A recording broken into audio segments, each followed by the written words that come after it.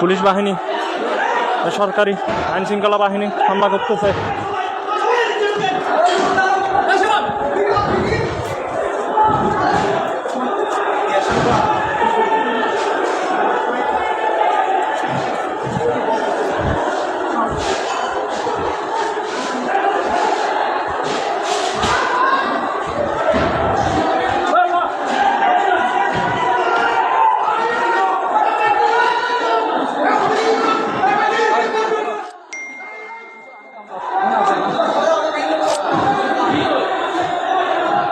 police বাহিনী